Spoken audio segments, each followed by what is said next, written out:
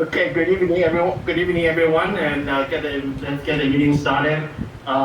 This is the first time we returning to the community center since 2 years.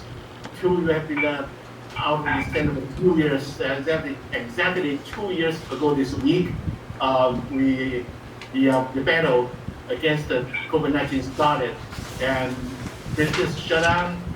The school shut down, restaurant shut down, everything shut down. So we have to withdraw from this community center after 2 years of fighting bravely, thanks to our frontline fighters, community heroes, and we are winning the battle. Now we return to this community center. We recover our territory, so we're back. So we are very happy to be back to the community center and very happy to see everyone in person and everyone online. Tonight we have a time limit, so we need to have the time control to make sure our questions make it brief, and we have to finish the meeting by 9 o'clock because the community center closes at 9 o'clock. And also we have the speakers. We have more speakers tonight. So let me get us the meeting started. Okay, I'm Terry Chen, and today is March 14, and flag salute, and please rise. Yeah. Okay, let me have a flag is behind it.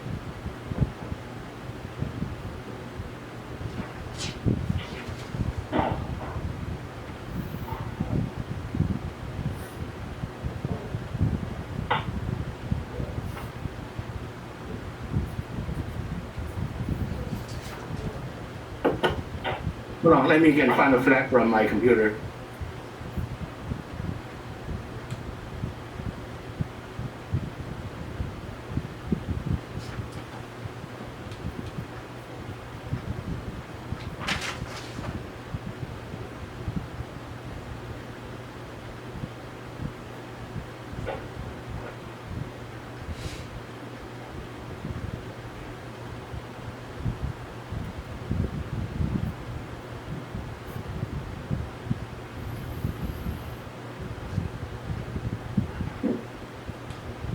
Brian will get a flag.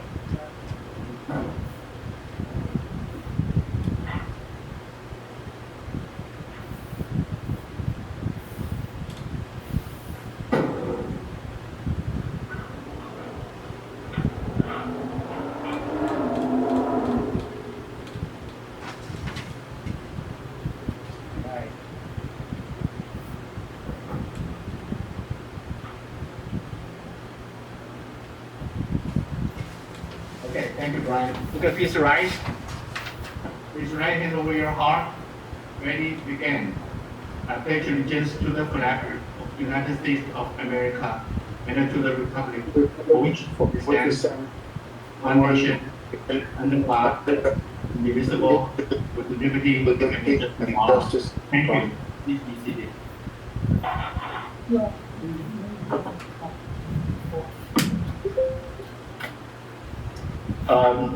Tonight, the first community speaker is Walnut Sheriff Station. Claudia Maldonado, you can. Thank you.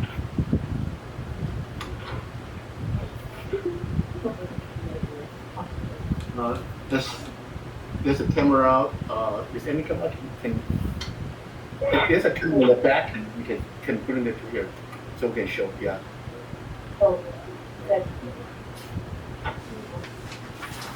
Or sit here, so the audience can see you. Get to the speaker mode.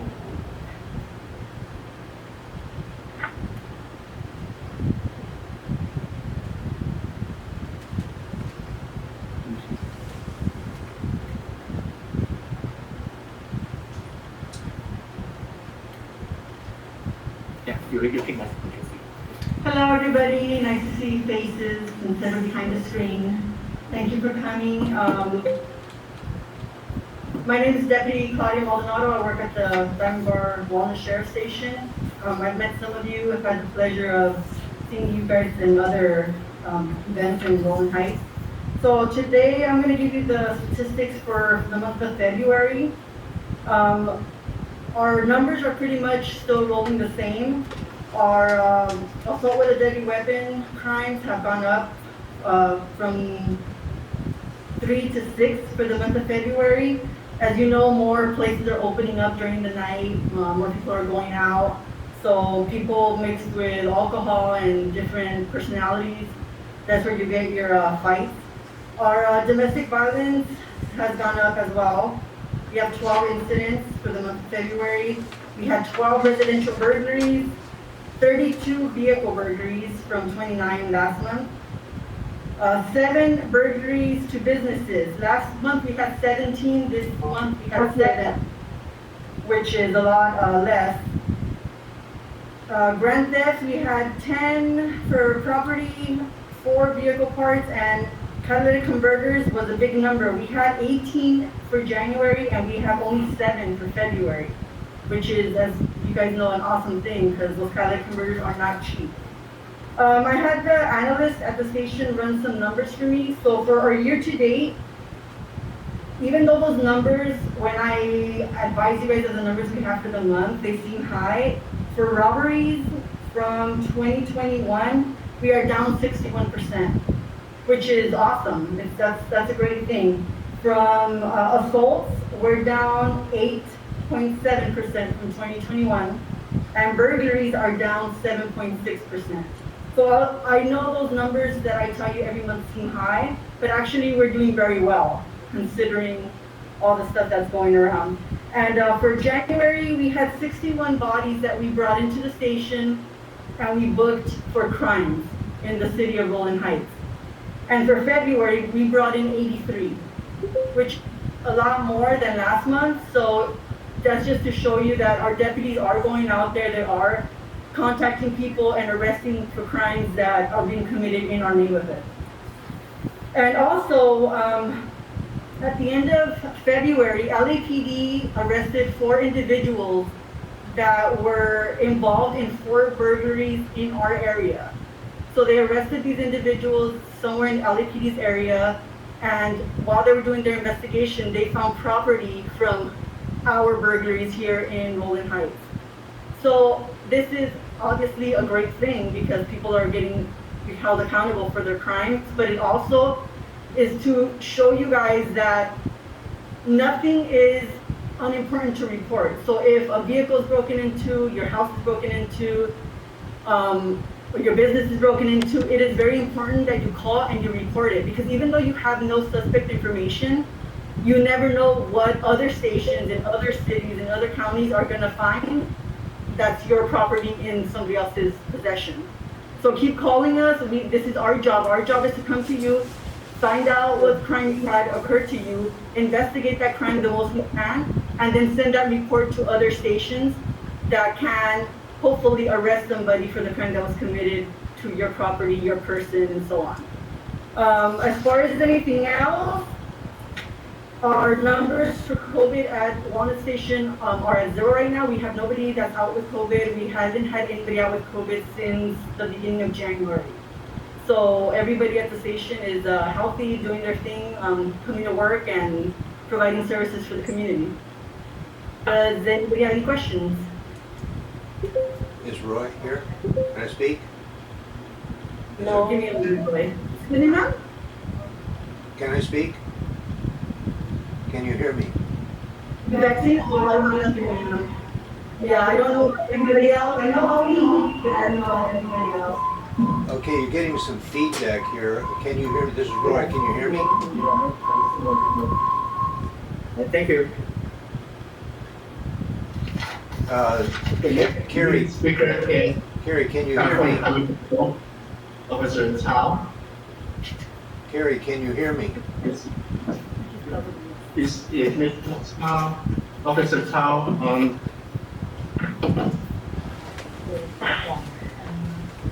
Hello, is Officer Tao available? No, it's not here. Okay, then just wait. Okay, then take the next one is the Caltrans, District 7, and Caltrans. Okay.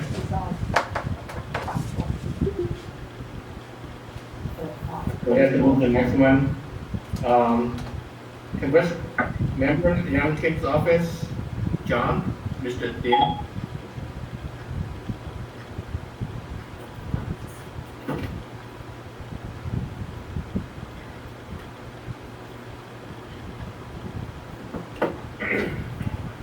Good evening, everyone. This is John from the Congresswoman Kim's office.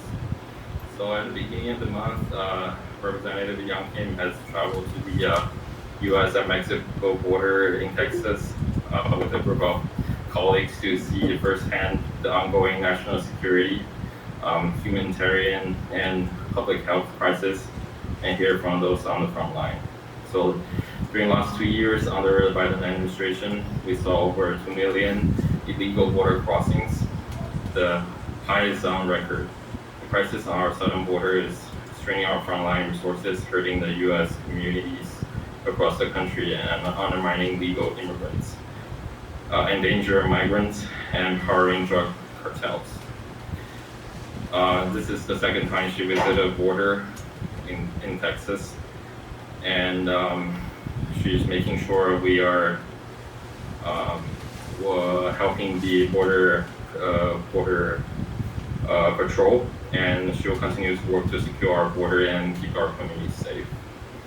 Also, she introduced the bipartisan direct investigation bill, which is called the Dictator Bill on China, take action to oppose Russia Act of 2022 to investigate whether the Chinese government and affiliated entities are assisting Vladimir Putin's regime in evading sanctions following Russia's invasion of Ukraine.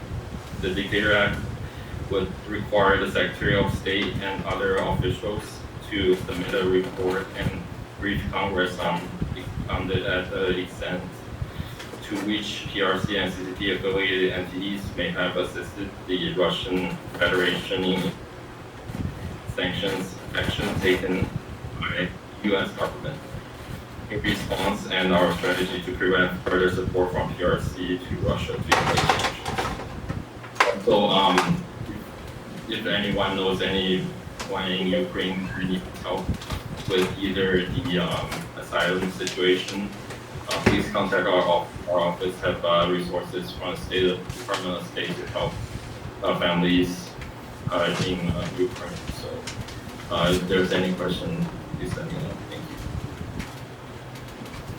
you. Any questions? Or any questions for? I turned off. All the people that are coming from Mexico, 150,000 people that are coming, and we're doing that what is called a QR code. Yeah. Come in, and they're coming from the middle of Mexico to America. They're having a lot of problems there because the rioting in that city, but they're heading over there. Okay. Got it. Thanks for information. Any questions? Okay. Thank you, Mr. Bin. Okay, next speaker is from the Assembly member for the Chen's office, Field Deputy Michelle Serrano. Is she here? Let's see if she's online.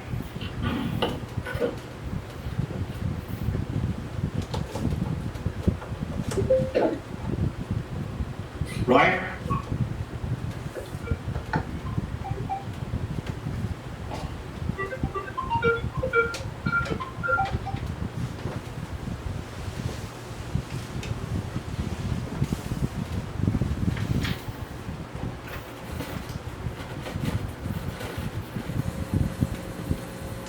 Okay, let's move to Los Angeles County Public Health. Public Health, not on schedule, but we'll ask it for update. Again. Hi. Yeah, okay, it's here. Okay. Hold on. Yes. Yeah, Is okay. it possible to share my screen because I do have a presentation? Yes, I will make you a. Let me make you a presenter. Thank you. Would you hold on 1 second? Let me make sure your audio is connecting to the system. Okay. Right? Are you able to connect it? Okay.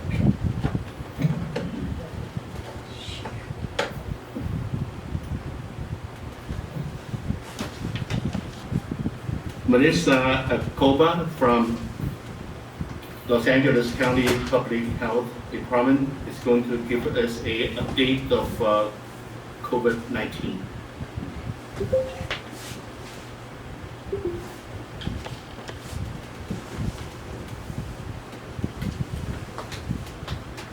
Okay, Melissa, go ahead. Thank you so much. And to see if you can share screen. Okay, great. Thank you. And we go ahead and send. And can everyone hear me okay? Hold on 1 second, I'm connecting. 2 seconds, we're connecting right now.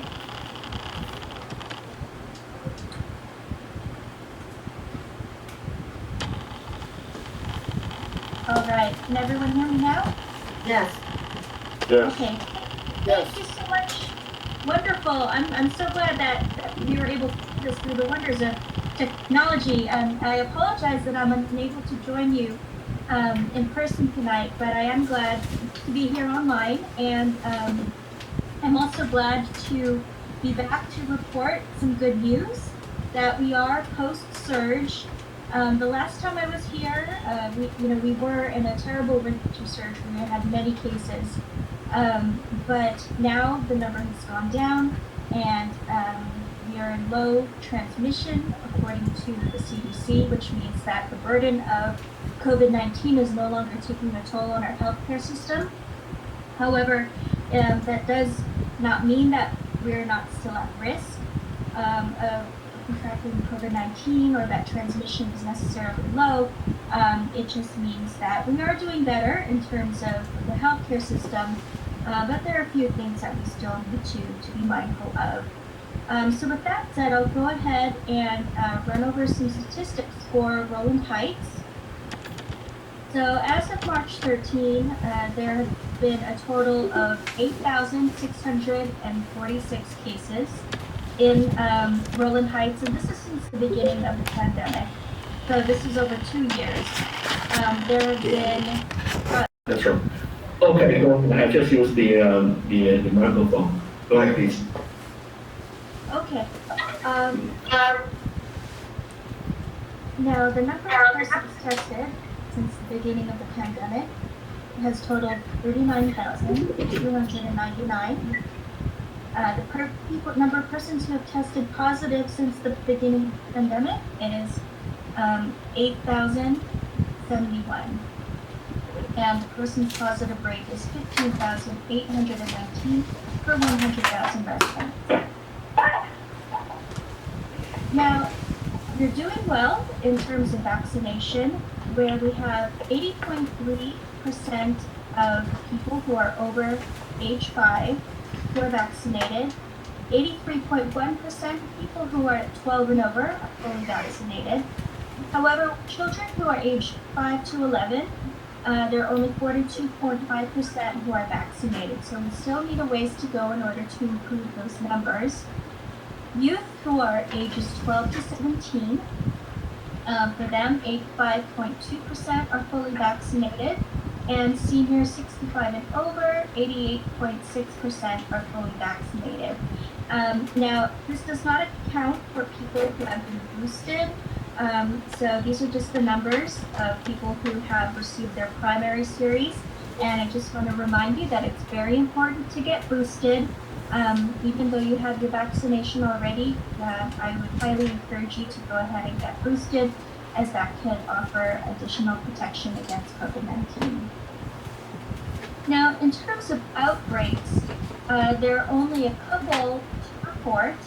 Now, these are for non-residential settings that meet the criteria of having 3 or more laboratory confirmed COVID-19 cases. So these apply to workplaces and food and retail stores.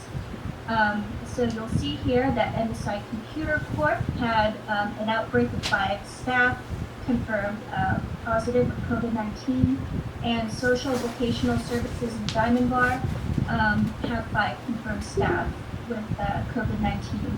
And this is just to say that we are working with these businesses to address these outbreaks and get everyone well and make sure that that COVID-19 is no longer a threat in these businesses. Now there's one skilled nursing facility in the vicinity of Rowland Heights, and that's L. Conto Skilled Nursing Facility. And as you can see here, a very good number of people are already vaccinated, so that is 97% of staff and 99% of residents with both Moderna. The time interval has increased to up to 8 weeks after your first dose. For you to get your second dose of Pfizer or Moderna. That's for people who are 12 and over. If you are younger, you probably want to wait closer to 8 weeks to get your second dose. But if you're 65 and over, or they have a weakened immune system, then you'd probably want to get yours closer to the recommended time frame. So for Pfizer, that's going to be 3 weeks for your second dose, and 4 weeks for Moderna for your second dose. The booster is recommended at least 5 months after your primary series of Pfizer or Moderna, or 2 months after your Johnson & Johnson dose. But boosters are currently not recommended for 5 to 11-year-olds. And as mentioned before, people who are age 5 and over who have a weak immune system should receive their COVID-19 vaccine primary series as soon as possible. And this means that the 3 doses of Pfizer or Moderna vaccine, or 1 dose of Johnson & Johnson vaccine, and then 1 dose of Pfizer or Moderna. And as you might know, that there have been updates to the masking recommendations and requirements. So obviously now we're all able to meet indoors, and you're not required to wear a mask. However, it is strongly recommended. But also, if you want to wear a mask indoors or outdoors, you can absolutely choose to, and no one can prohibit you from participating in any activities because you're wearing a mask. Masking is still required for those isolation or quarantine early through day 10 of their isolation or quarantine period. And masking is no longer required at schools or child care facilities, but it is strongly recommended. And LA County school districts may continue to require masking at schools and during school activities. And LAUSD is one example of that. I also just want to bring to your attention the fact that we do have several testing programs and therapeutics available for COVID-19 now. We recently launched the Test to Treat program, where if you've been exposed to COVID-19 and you're at elevated risk of developing a severe illness, then you can get free same-day testing and free antiviral medication at CVS Minute clinics. Free tests are also available through the Federal Test Kit program, the county at-home testing kits, and through mobile testing sites such as the LA County libraries. So to find information on all of these measures, please go to our website. Again, you can find it here at publichealth.lacounty.gov, media/coronavirus, and vaccinatelacounty.com. And there you can find lots more information on vaccines, boosters, masking, testing, and other measures just to stay up to date. So with that said, I'll go ahead and open it up to questions if anyone has any. Anyone has any questions? Any questions?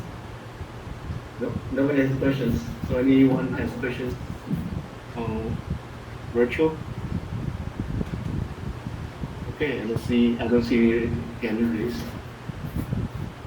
Okay, thank you, Melissa. Thank you for giving us the updated information. Thank you. Okay, Hi, the next. can anybody hear? Yes, please. This is Officer Kevin Tao with the CHP. I'm sorry, I was having some technical problems. I couldn't hear you guys for a while there. Oh, okay. Haven't Did I back get to. skipped? Yes, go ahead and Kevin. Okay, the next speaker is from CHP, California Highway Patrol, Officer Kevin Chow. Go ahead, please. Thank you. Thank you. Thanks for having me here. Again, my name is Officer Kevin Tao with the California Highway Patrol. I'm the Public Information Officer out of South Spring. Roanoke Heights is under our coverage area. I apologize, I could not be there. I am very happy to be here with you guys virtually. I want to start with just giving everyone a little update about the incident traffic collision occurred in the Roanoke Heights area. Back in January, Roanoke Heights area had roughly about 20 traffic collisions. That's very, very low, and it's very, very good. However, in the month of February, that number increased over 50%, almost doubled, as a matter of fact, almost 100%. So just kind of, so in the month of February, there's 39 traffic collisions that occurred in the Roanoke Heights area. I ran some number and kind of had a breakdown of where these collisions are occurring. So in our Beachfront area, which consists of Stimson to Fullerton Road, in that area, we had a total of 19 traffic. From Stimson to Fullerton Road, it's 19 collisions. And then our B5 area, which consists of Colima, Nogales, and Fullerton, and all of the residential area in between. In that area, we had a total of 17 traffic collisions. And then everything east of Nogales, that goes all the way to Fairway, that's our B6 area. That area only had 3 traffic collisions. All right, just want to take the opportunity and just remind everyone that as we start to open up and as everything become available, you'll realize that there's more traffic on the roadway and more vehicular traffic and incident occurring on the freeway. So if you can, try to make sure you leave a little early for your appointments. I know people say, well, if I'm looking at my GPS, just remember, do not keep your phone in your hand, okay? And I want to give everyone an early reminder. April, the month of April is our National Distracted Driver Awareness Month. So during the whole month of April, believe it or not, all law enforcement agencies is going to be focusing on cell phone violations. So just remind everybody and give everyone a heads up. So be careful. Don't drive with your phone in your hand. And then let's move on to, also, for the month of February, CHP arrested a total of 63 DUI drunk drivers, keeping them off the road and keeping everyone safe. In the month of February, unfortunately, our area investigated more than 3 fatal traffic collisions. So, taking this opportunity to remind everyone to also remember to buckle up, because the majority of those fatal collisions are unoccupied or unrestrained occupants. So just remember to buckle up while you drive. All right. Next thing I want to move on to are traffic complaints. I know that in the beginning of the year, in January, we had some issues and we have some concern about certain area. So let's go into some of the traffic complaints. So in January, we talked about Galatina, west of Fullerton Road, the residential area. The concern was in the morning commute, people are speeding downhill on Galatuna towards Fullerton Road. So between back in January and now, what we did was we had officers patrolling the area periodically, not every day, but a community outreach and policing officer was able to go out there and issue some speeding tickets. And also the other concern was the vantage point by Fullerton Road.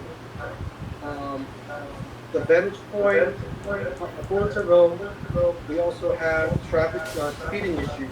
However, that area is not a 25 mile per hour zone. We couldn't shoot radar. The only thing we did was speed control. We have a couple of our motorcycle officers patrolling the area to just let everyone know to slow down. And then Blanford Elementary.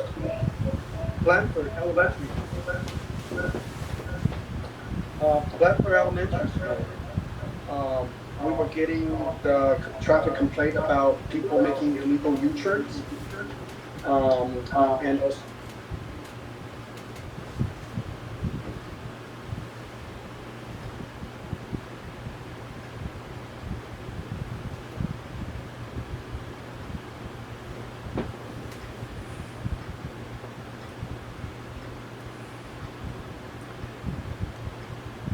going on March 3rd and then March 10th, they issued a total of about 3 parking violations.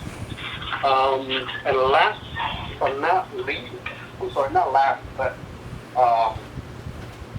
we received a complaint on San Rosso Drive. I believe that was back in February as well. San Rosso, the city was resurfacing or redoing the speed bump there. And because there was construction in the area, it's very difficult for us to enforce speed enforcement. The community outreach officer did approach me addressing that concern. And finally, there was an issue on Simpson and Halliburton. I myself and 2 other officers went out there on the 11th, and we issued a total of 3 citations and 2 verbal warnings. So just want to keep everyone appraised that we are doing something about this traffic complaint. So if you guys have any issues, please don't hesitate to call me at the office. And if I'm not there at the office, please leave just your information and also the concern, your concern. We will do our best to try and address the problem. Okay? Is there any questions? What's your phone number? Our office number is area code 562-868-0503. Thank you. What happened today? There was a disaster, the traffic. Was there an accident somewhere today?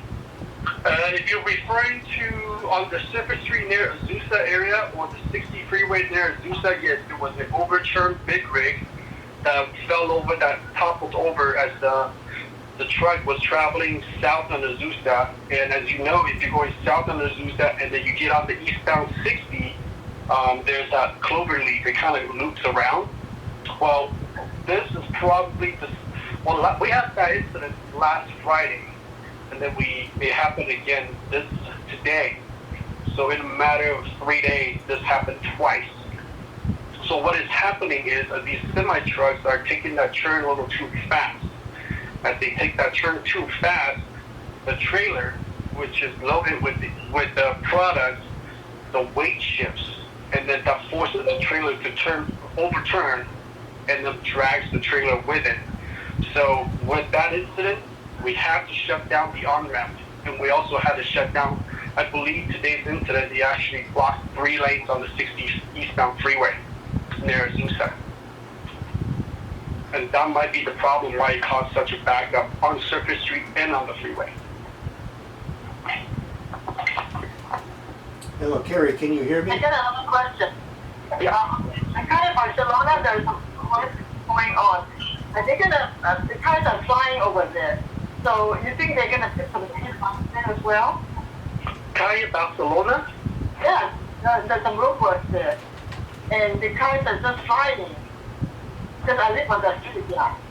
I think Calle, Barcelona also in the area of Santa Rosa, right? Mm-hmm. Okay. Yeah, No, it's the Colima Road. yeah, Calle, Barcelona is it runs parallel with the Barn Park, out the there. barn park, yes, in the back, right? That goes into the back. Yes. That I do not know. That would be something that you guys, if you guys wish to have speed bumps put in that area, that's something that you guys will have to address with the council and have the council push the city and get approval to put speed bumps there. Because there were speed bumps before the construction, yeah. Yeah. Now, it's just finishing up the work and then the cars are just flying. Okay. So what I'll do is, so you're concerned about Calle, Barcelona because there are stop signs there, right? Yeah, you're right, that's definitely right. Okay. I'll go and write up the traffic complaint for Calle, Barcelona, and then I'll try to get my community outreach officer to go out there.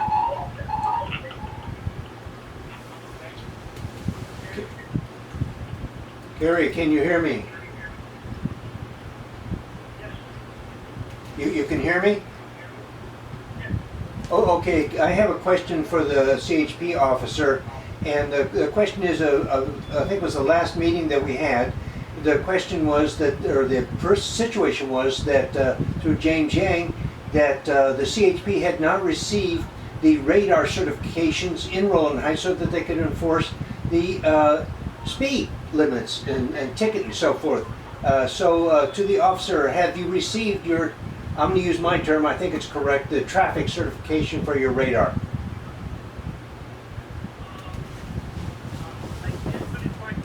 A lot of echoing. I heard something about traffic trailers, radar trailers. No, this is the... Right, you have a strong echo. No, adjust your speaker to me. Yeah, I'm trying to do that. So right now I'm on my phone because I'm on the thing. So I'm going to go off this and try to come back on the computer.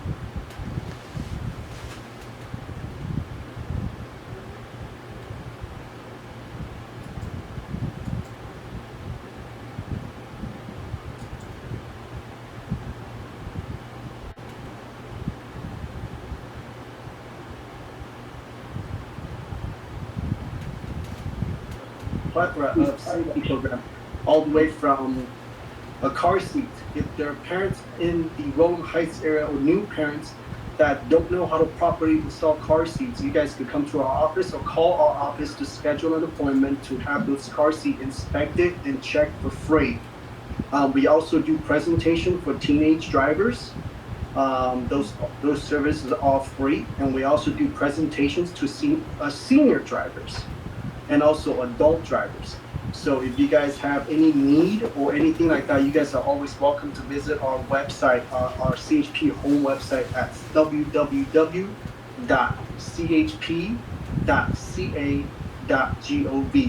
Go onto our website and look under the programs and service that we provide. Everything we do is for free. So just look it up and let me know what type of service you guys need. All right? Okay, Okay, Cary. the appointments on the, make an appointment on the website, or is there any phone number we can call, for Yes. making an appointment? Yeah, so to make an appointment for car seat check and car seat inspections, you guys can call my office and let the front desk officer or let the front desk or the people that's answering phones know that you like to schedule an appointment for a car seat check. The service is available every week. Once a week, it's available. So let us know. And also, we recently had a very successful car seat checkup event at the local community event with Assembly Member Anthony Rendon's office. We basically set up a car seat checkup event in an island location at a community location, and people just schedule an appointment and they could come to that event and get the car seat checked.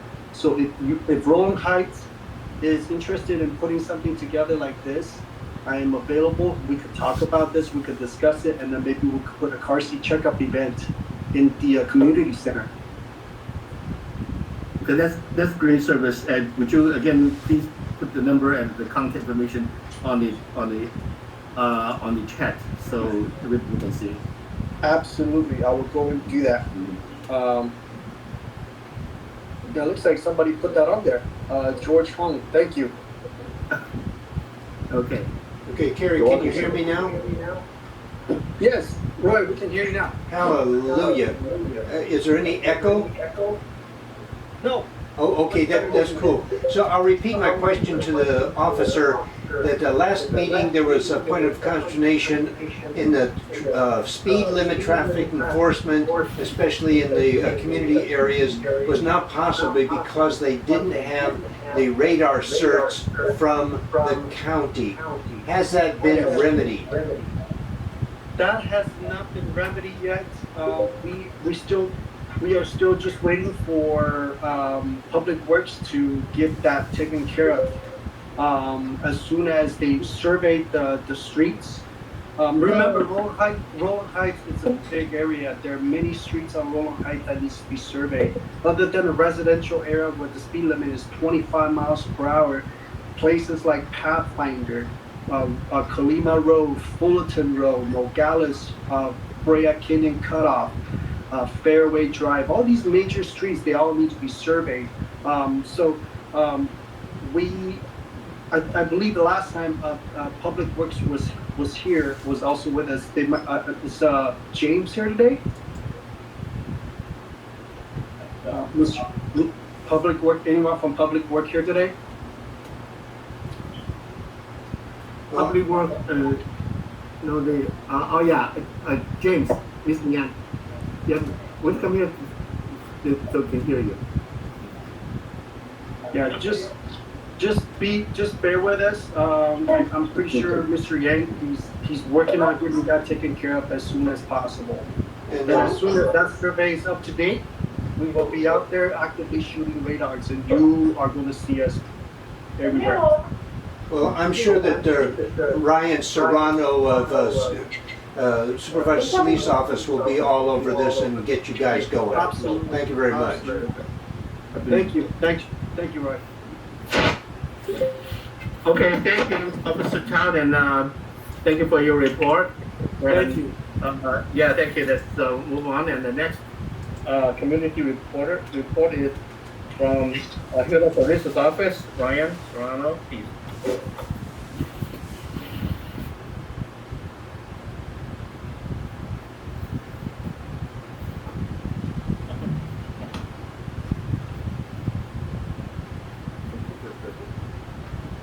Good evening, everyone. My name is Ryan Serrano. I'm with the Office of Supervisor Hildale Police.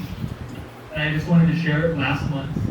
I want to give a shout out first to David Coe for all of his help. Last month, we were able to do the loss of homeless count throughout all of LA County.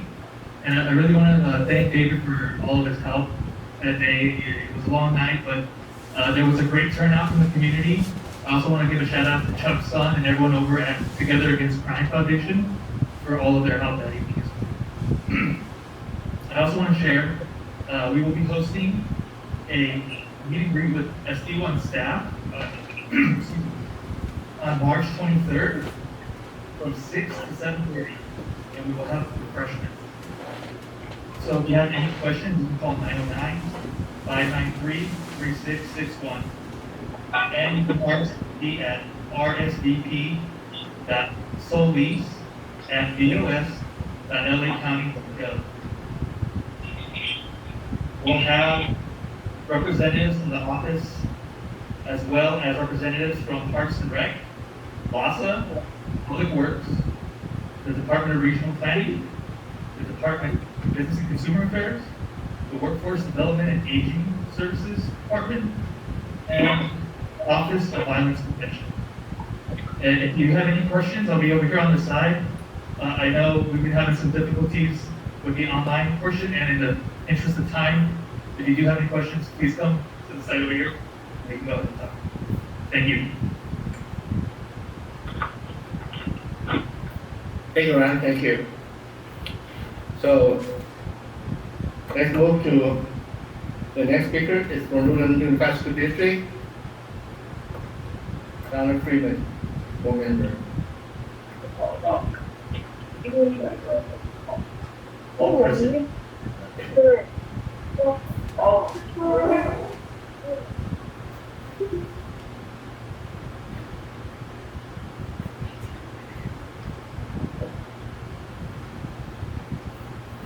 Hi, everybody. I'm Donna Freedman, Rural Unified School District Board President.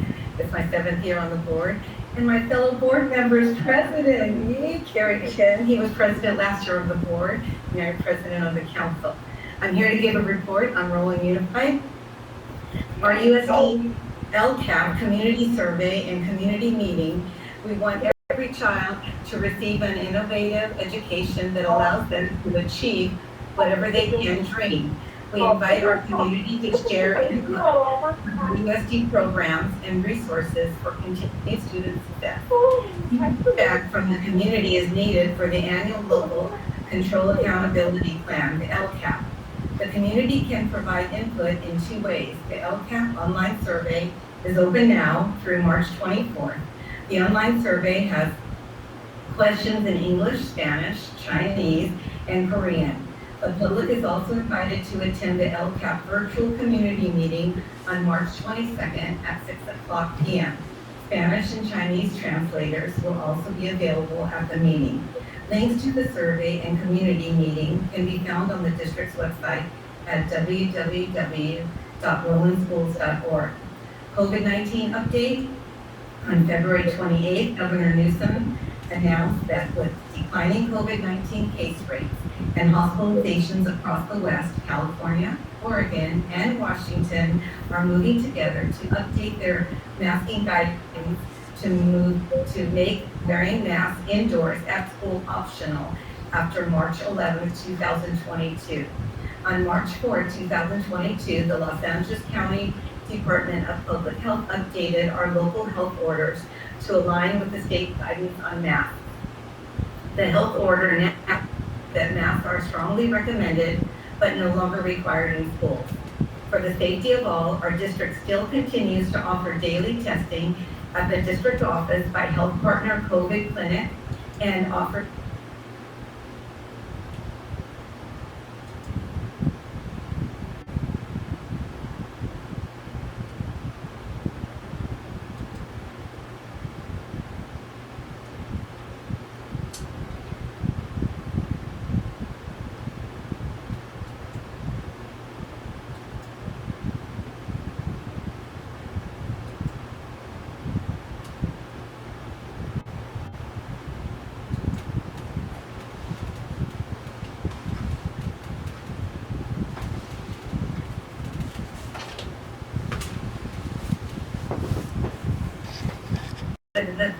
it is evident that the entire staff works very hard. And lastly, Read Across America program was great. This is where all the schools get together on Dr. Seuss's birthday and you get speakers to come and read. But this year it was on Zoom. They didn't have guest speakers come.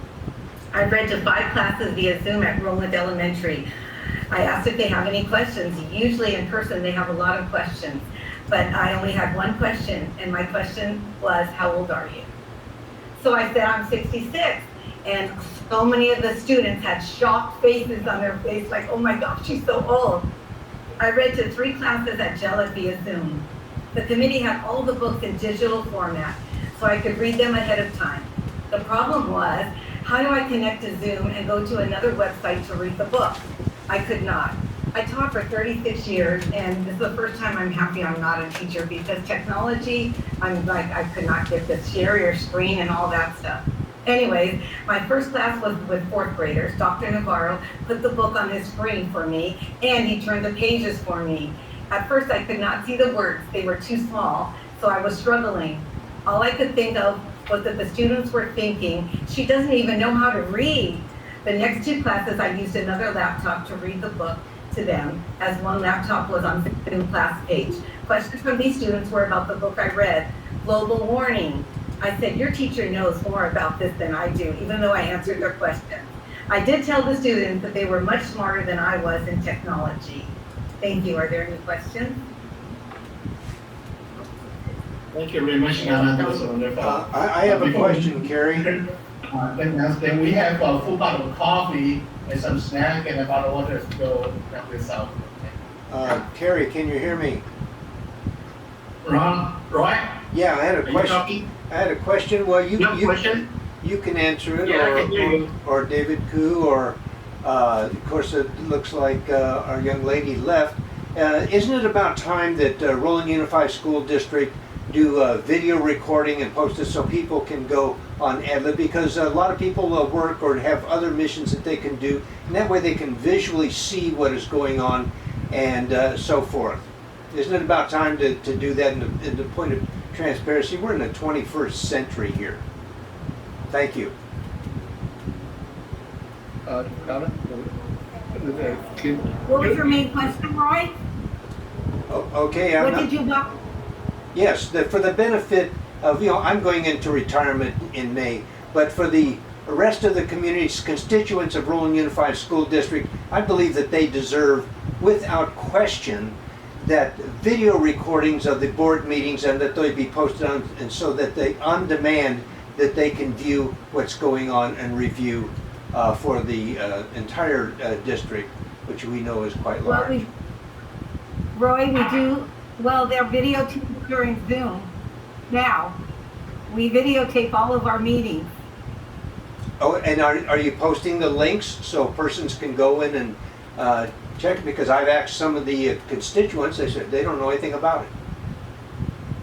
Well, everybody could see them, but I can check into it and make sure, but it should be on our website when you go and check for our board meetings. Okay, well, we'll be doing that. We'll Okay. be posting that because that's a big, and will this go on in perpetuity? I know it's a big word, but that's what we Thank need. you, Roy. Thank you. Thank you, Roy. Okay, the next, the last community speaker is from Mount Antonio College, Dr. Judy Haggerty. Judy, are you here? Okay, go ahead. Everybody, this is Chen Haggerty from Mount Antonio College. I just have one announcement, also related to COVID. MTSAC is offering 3 clinics offering vaccination booster shot to the community free. So if any of you interested, please let Cary know, and I will forward Cary the link to make it. Thank you. Thank you, Dr. Haggerty. Thank you.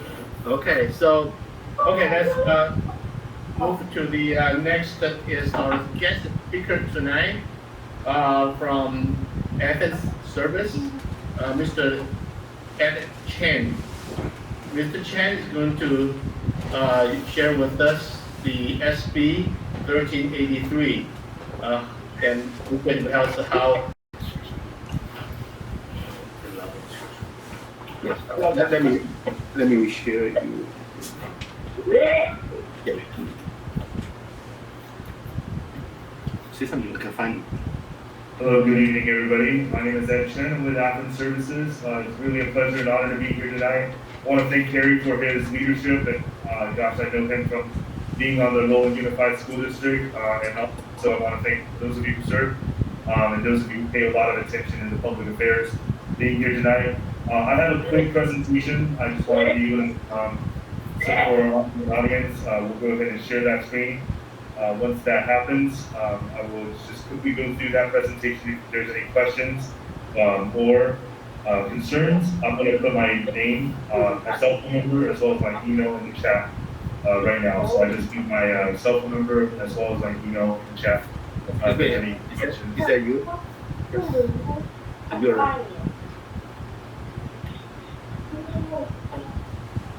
You're Good. okay, go ahead. Yes.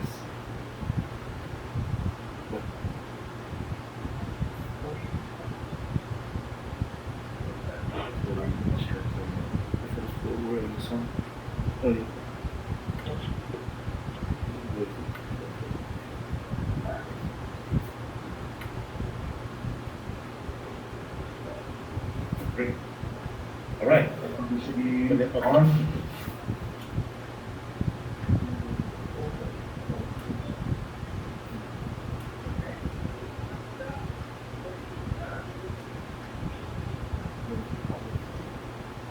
Still have a little technical difficulty.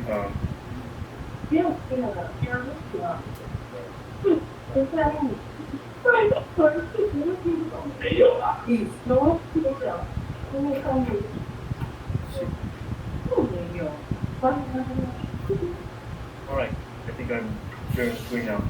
So we're talking about Senate Bill 1383, California's short-lived climate pollutant reduction law.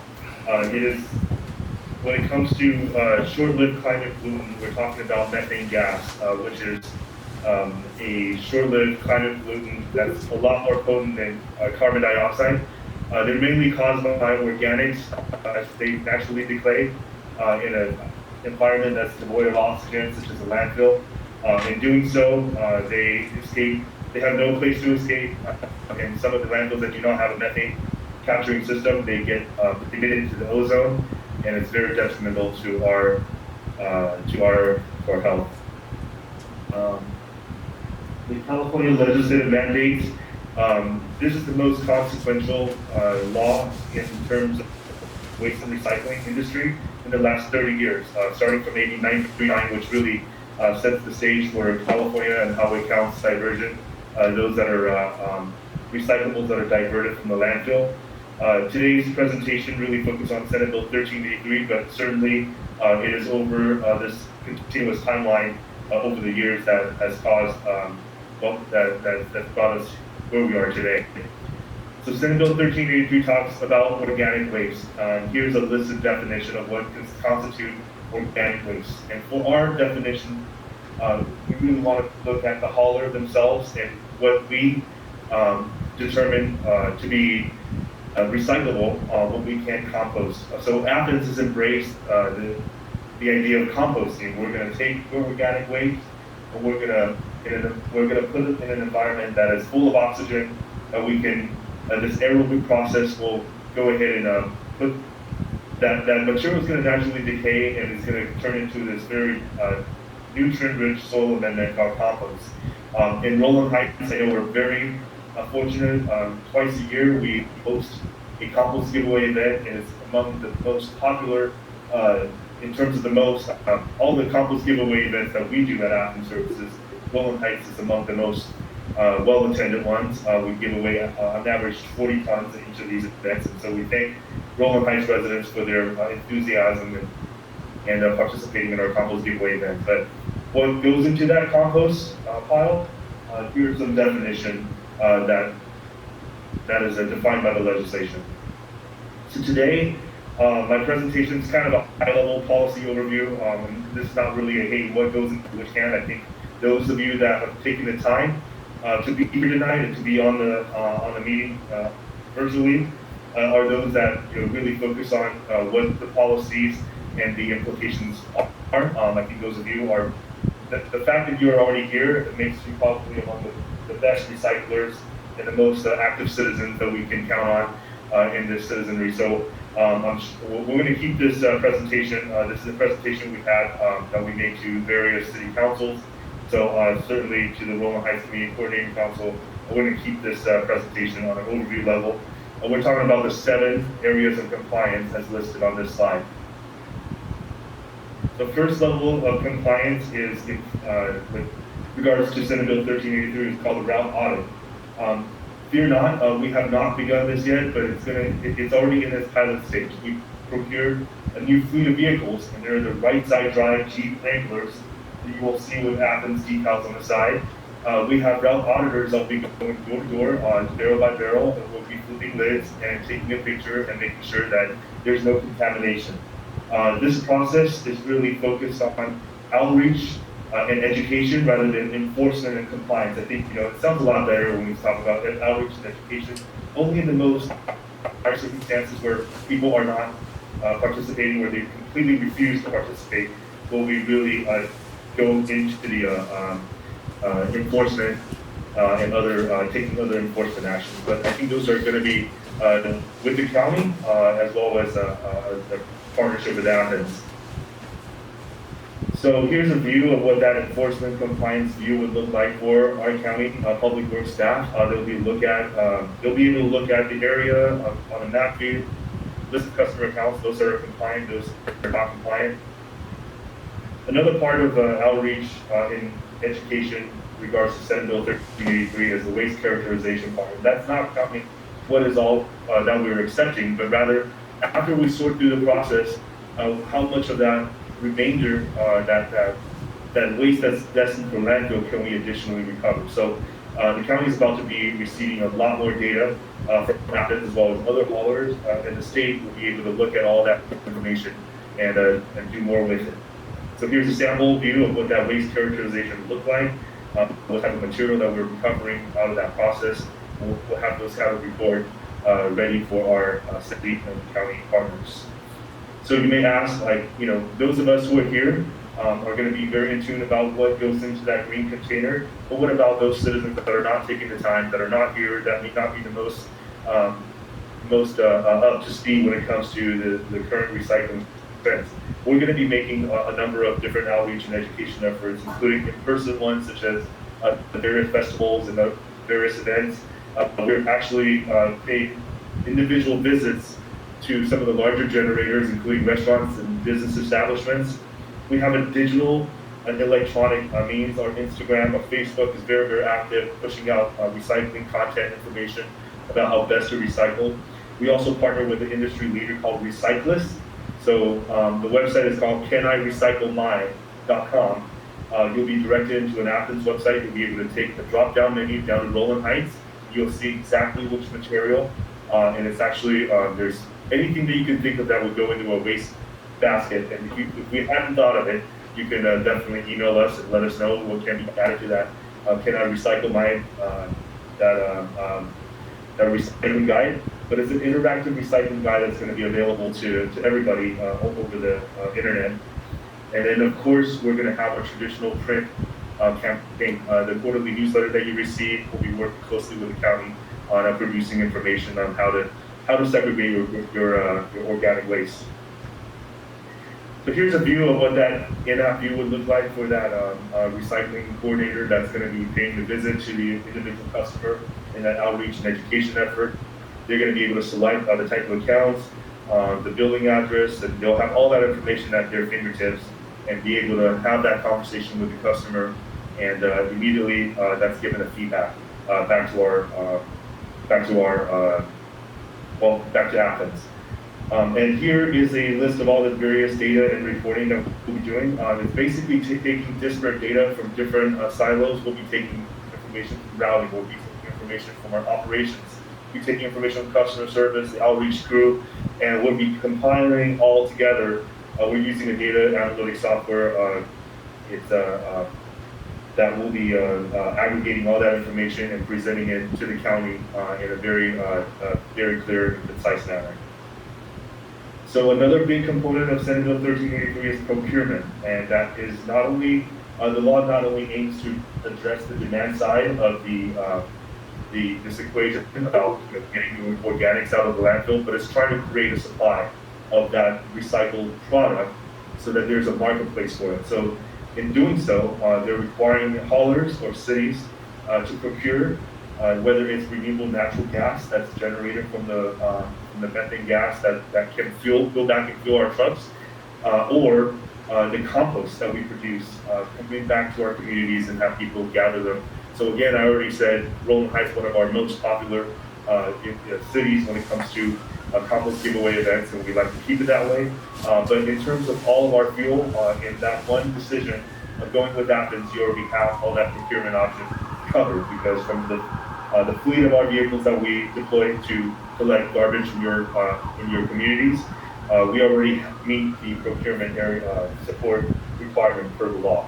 But certainly we'll continue to do the compost giveaway and make sure that there's a full closed loop circle of information that we bring back to our residents. Lastly, the Senate bill also requires food recovery from larger generators.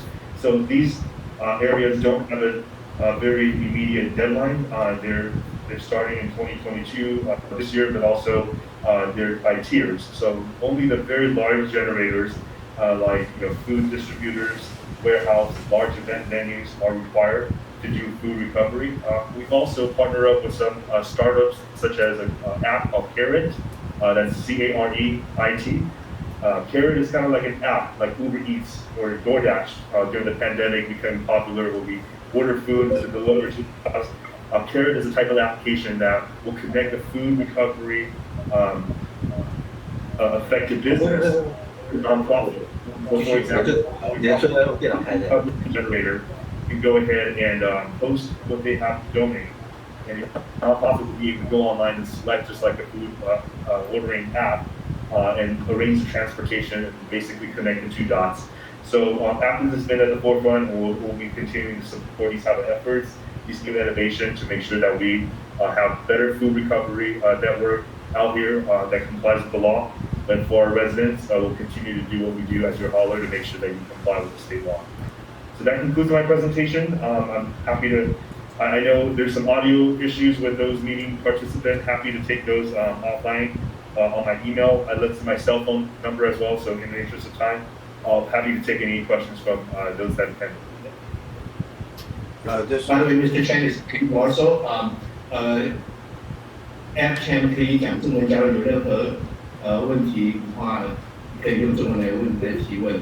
App Chen is also bilingual, and if there are any questions, you may speak in Mandarin Chinese, and Mr. Chen understand. And I have one question.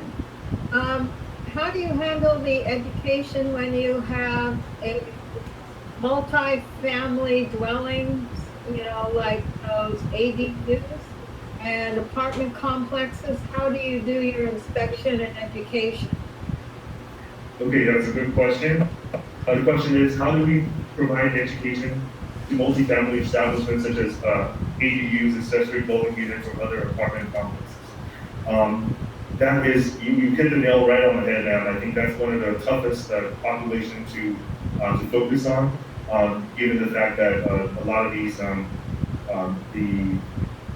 the account owners may not be the residents that reside at that location. They may miss out on the print literature, but it is through a combination of the digital advertising that we do.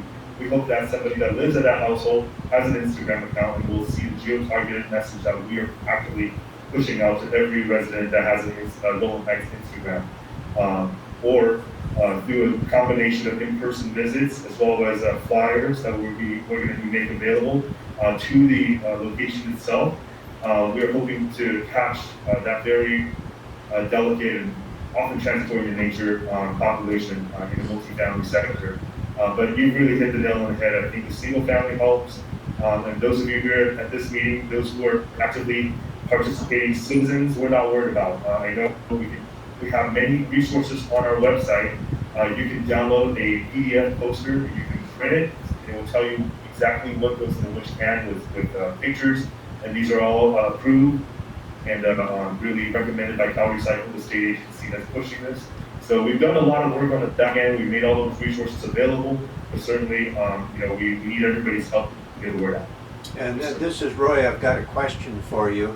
And one thing I admire your taking on Mission Impossible here, as pointed Roy, out. hold on, please. Roy, hold yes. Okay. services. Everything in a green can.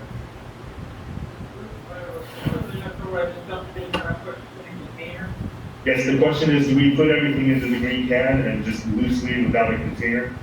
Yes, it is our recommendation that you go ahead and put in all your green organics, that's sugar bone, eggshells, any type of green or organic waste that can naturally decay over time directly into your green container. However, we understand that people want to keep their container sanitary. They want to have means to basically transport from their kitchen, perhaps, out to the side yard or to the rear yard where you keep your barrels. We will say that you may put in a clear plastic bag. And the reason for it being a clear plastic bag is so that we may see that it's organic material. We'll liberate the bag, we'll cut it open, we'll recycle the organics. But the bags themselves, this is a disclaimer we must say per Cal Recycle, they're not recycled. The plastic bags themselves will be disposed at the landfill. Is it my turn? Started already, sir. We are working with the county on a very robust marketing outreach campaign to get the word out, but you may begin to put your green or organic waste into your green container. I have a question. I heard some cities in the area provide a small bucket for each household for organic waste, and as Athens we have not. We have a list of recommended manufacturers that we have tested out the product and we recommend, but we believe that's going to be a choice that's up to that individual household. We're not going to go and order like tens of thousands of plastic pails, which will then just become plastic waste if they're not being utilized by the residents. But certainly, we're working with the county on a at request and a per needed basis. I think people. Oftentimes from the supermarket, you get the produce bags that are clear. They may have a green tint, but that green tint is fine as long as we can see through it. And people may have different habits that they develop. They may have different cans and different arrangement within the home. And there's really not a one way to do it. We just want the end product going into that green container to be your organics. In doing so, you may be able to lower your overall trash generation. Sometimes there are studies that shows 30% of the waste that goes into a landfill in California consists of organic. So if you're taking 30% out of your waste stream, then more than likely you're going to be able to downsize that trash container. Or if you're if you currently are using 2 containers, you may be able to save some money by going back to that one residential container. I have a question. Can Roy speak? We can reserve the online questions right now. We have quite a few in person. Let's do that. For the online audience, if you don't mind emailing me with your questions, I'm happy to answer them one by one. I also left the online audience in the chat my cell phone number, so if you need to talk to somebody, I left my cell phone number for the online audience as well. So let's go with the in person. Yeah. 很快我用中文讲一下，我的中文没有陶警官那么好，不过应该马马虎虎可以了。今天我们要来讲的就是这个加州的州法律要来把我们的这个有机的这些食物，大部分是厨余，我们可以来就是放到你们的这个绿色的垃圾桶。那我们之所以为什么要这样子做呢？是因为加州的这个法律是规定的，这个 Senate Bill 1383法案。那我们建议大家就是说，能够把家里的厨余，我觉得已经很多会讲中文的这些朋友们已经有这个习惯，知道什么是厨余。任何东西只要能够在大自然下自动分解，都可以放在你的绿色的容器里面。那我们现在虽然没有提供大家这些容器呢，我们也大家尊重，说知道说每个家有不同的这个方法。那我们会建议大家，只要是用一个透明的一个垃圾袋，只要把你的这些有机。Yes, just a second. I heard your question. I just can you repeat your answer? I'm just repeating the question in Chinese with regards to smart garden workshop. 洛杉矶县居民尤其是在罗兰刚好其他洛杉矶非城市的这些县里面，有一个非常非常好的优惠，那就是 County 办的叫做 Smart Gardening Workshop。你只要去听这个讲座呢，你会得到他们一个小小的一个提款。这个讲座会给你35块钱，就是能够买到一个自己在家做堆肥的有蚯蚓种子在里面的这个一个 box， 所以你可以得到这个相当大的一个优惠，在市价上大概80块、100块以上，只要是上康平的网站去听那个讲座 Smart Garden， 你就可以得到这个相当大的一个优惠。So the question earlier regarding compostable bags, that's a great question, Dan. We call it bioplastics. A lot of times in the space of waste and recycling, what they say may be compostable or biodegradable. Those two are not the same thing, first of all, but also they may be more marketing than what meets reality. At our composting facility, we've hired the best. We've had general managers of Miracle Grow, who now runs our facility up there. So we really take pride in the product that we turn out, but we're also looking at the feedstock that comes in. So a lot of times after that 60-90 day process, we find with these supposed compostable bags, these liners, actually we find just chunks of it still, because they're not entirely compostable in the time that we need it to be composted. So at our American Organics Victorville site, we've added a covered aerostatic pile system, which really speeds up the process. But in doing so, we also have to really be mindful about what goes into it. So yes, you may use the compostable bag. It's still going to get ripped open. We're still going to be taking it aside, and it's going to be destined for landfill, just like the plastic bags, the clear plastic bags, they're as if they were non-compostable. So thank you for that question. A brown paper bag is absolutely compostable. That could go in to your bag as well. So is cardboard. So some people may ask the question, pizza boxes. You can rip off the top. The top part does not have any food stains on it. That can go into the glue. The bottom part, that's the pizza grease, the stain on it, that can go into the green because the pizza box itself is compostable. Yes, ma'am. No, Amazon boxes, which there's plenty of it. That fiber is very valuable, more so than virgin fiber that are logging or farming industry. If you can keep that in the blue, if it's clean, so that it can turn into another Amazon box, then great. We can keep that fiber going. But if it goes into the green by whatever reason, then it's going to break down into compost, which we'll pick up twice a year when we bring it back. Yes. Let's hold on the questions that answers questions from the virtual. Is that fair? There are other questions there. Okay. The audience on the virtual audience, and you may start having questions. Here's Roy. Roy. Can Roy speak? Yes, go ahead. That's okay. Sir, being a person who has been around our commercial areas and so forth, presently they do not maintain their, I'm going to use the term dumpsters, so forth. So you're advocating that they have, we'll say, any one place has several restaurants, that they dump all of their contents, as you call garbage waste there, into one container. They don't keep those things shut as it is in it. So I just see that, and that one day you have a truck that's going to dump this whole thing. I admire, it's a nice concept if it could ever be enforced. You're going to have to hire a whole cadre of persons just to enforce these fundamental things. So, and I wish you the best of luck. Thank you. Thank you, sir. The question or comment really concerns the commercial area, and you're absolutely right on your observation, sir. This is a unfunded state mandate that has been pushed onto locals, and I think the county, as well as various cities, we're all racing to meet this deadline. And as my slide suggests, Athens, as your partner, is ready, willing, able to provide the Senate Bill 1383 support. We are certainly helping to comply with this unfunded state mandate.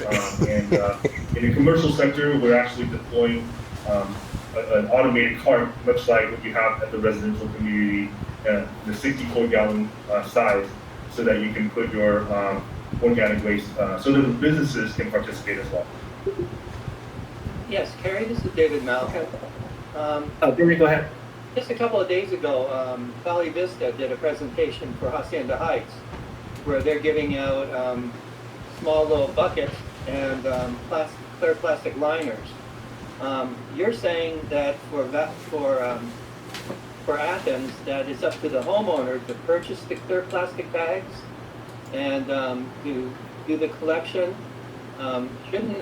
If you want to really support 1383, shouldn't you be providing the homeowners with those clear plastic bags rather than making us assume the cost?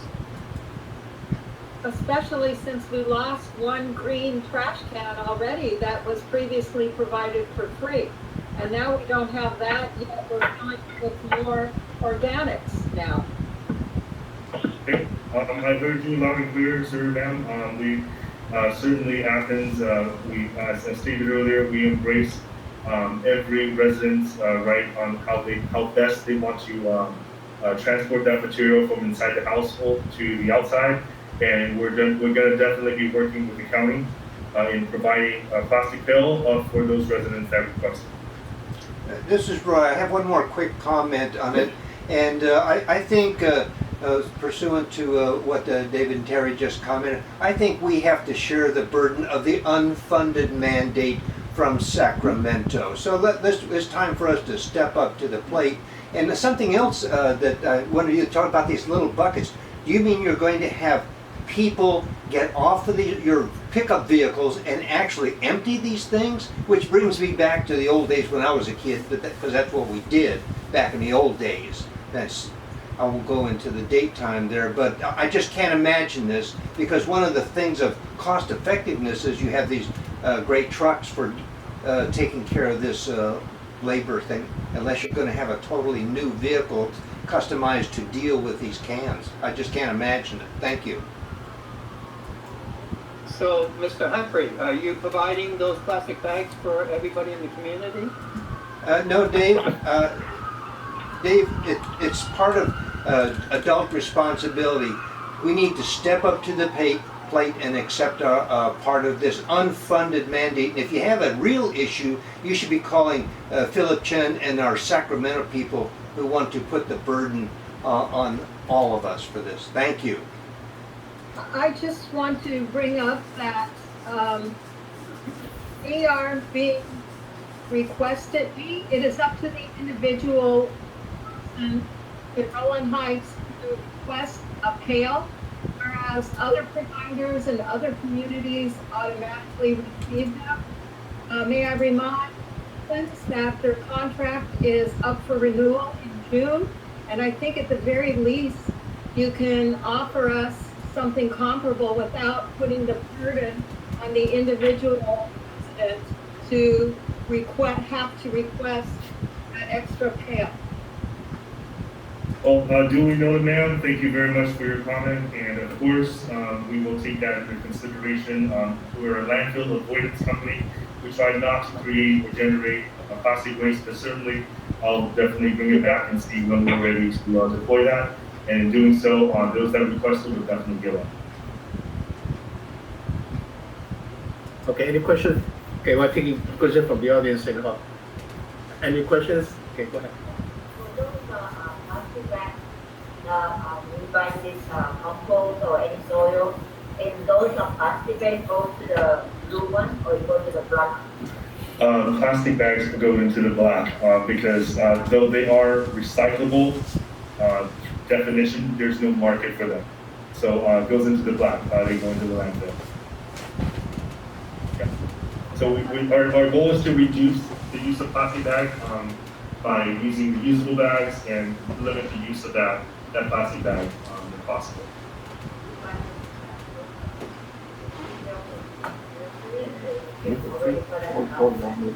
Yeah, that's why they're talking to the leadership and instituting the plastic bag ban at the grocery store.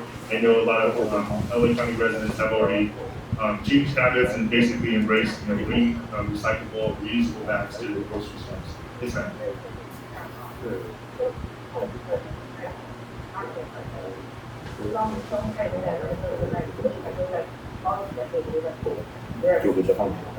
是的，没错。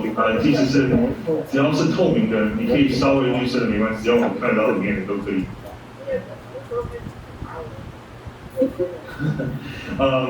不要说是处罚，我们这是等于算是像是宣导。OK， 我们现在还没有就是一个时间说我们要一个某个时间开始。不过到时候呢，首先知道的就是我们这个他们会先知道说哪一些我们做了哪一些的这个宣导的工作。那个 smart card 上完课就可以拿到那个 OK 的那 box， 对不对？对 ，compost bins，yes。那黑色的也是 produce 然后蓝色的就是。对，没错，黑色的话是我们去填埋场 landfill，blue recycle pink 可回收 ，green 是 organic， 所以任何可分解的东西我们可以做堆肥。应该是在 in person 的。And the community is concerned about the compliance and reinforcement and rumors that there's a deadline and then they'll start giving tickets for violators. No. So any idea of that? Yeah. No, at Athens we believe in education and outreach first. So any such enforcement action will first be greeted with a education and outreach effort first with that individual. It's not going to be a fine or. Does 1383 the 13% the assumption for fine? That's going to be locally adopted. So the county or each city is going to adopt its own ordinances, what the fine schedules will be. I have not looked into what the LA County fines for unincorporated areas are, but a lot of cities, as of last December, have had to institute or add a list of their schedule of fines. Regarding organics, but no cities have begun enforcement actions as far as the cities that we pick up. So it's going to be some time before the state and all the local jurisdiction. It's going to take all of us, the hauler, the community, the state, the policymaker at the county. It takes everybody's effort to comply with this new state law. And it's a big change. We understand that, and we're here with you to weather through that change. Thank you. All right, Can thank you. Describe again the type of clear bag and the approximate cost it is for those bags? They're free if you're getting them from your grocery stores. The produce bags, as long as they're in a clear plastic bag, they're accepted in the green container. Okay. We can't go steal them from our local grocer. That's not fair to the grocer. Another question is, can you just dump our organic matter into the green one? Why do you need to have a plastic bag? Yes, you don't need to. We recommend just dumping it directly. Dump it, that's why. Yes. I just collect it in my house and then by the next day I just dump it in. So there won't be dry things. Okay, I have. We have to wrap up this meeting, and we need to leave here by 9. So one last question from audience. Okay. I got it right here. I'm going to help out everybody, Cary, and that is you can go to Costco. Those plastic bags, just what you're looking. Hold on, you're next. 只要不是水太水性的比如说汤的话不可以，只不过如果是任何食物是可以的。对，不是说煮过的油那个 fats, oil and grease 不可以。I think you're talking about the palm trees, right? 骨头可以，鸡骨头都可以，对。Okay. 对。Yes. So chicken bone, eggshells, anything that's organic can go into the green. Okay, thank you. And Royal, okay, this is going to help out everybody. You can go to Costco and get a box of 那个塑胶袋, and just exactly what you're looking for. You can get like 500 of them for like $4.50. So go down, make Costco happy, make yourself happy. It's a piece of cake. Thank you. Thank you, Roy. Okay, thank you very much for joining us. Before I end the meeting, I have an announcement. Cary, will you? To show our appreciation and celebrating, we are returning to the community center, we have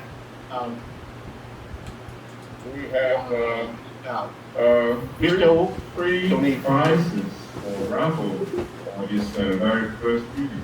So you're all very active coming to join our meeting first time. So we're gonna have 3 prizes. I believe all of you have a ticket, right? Oh, you bought a ticket. Do you get a ticket from Maria or Bonnie? I'd like to introduce the RHCCC board members. Vice President Henry Wu, Maria Hammer, Bonnie Wenes, and David Cool. And we have another board member not here tonight, Denise Jackman. Thank you. The first winner is Beverly Park.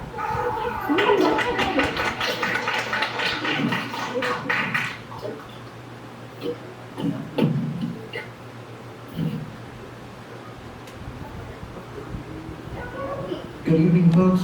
Real quick, I do want to make an announcement. Before next month's meeting, the Pathfinder Community Regional Park will be hosting a spring Jubilee event that is free. This is on Friday, April 8th, and it will run from 3 p.m.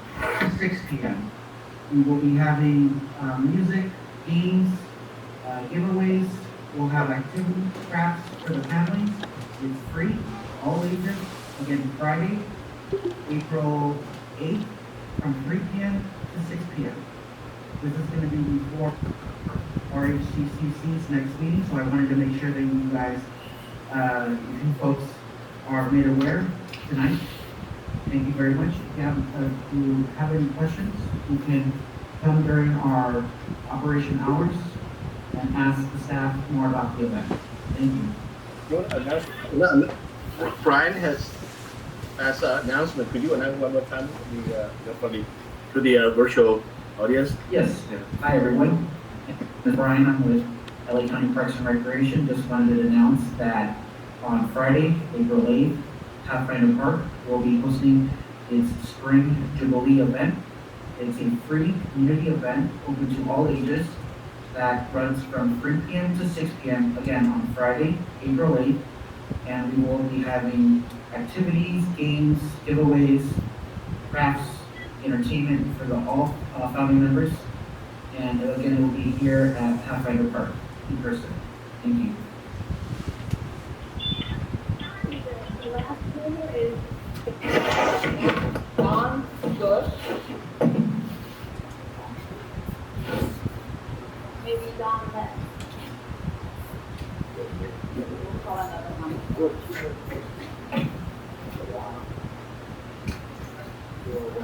Julie Wu.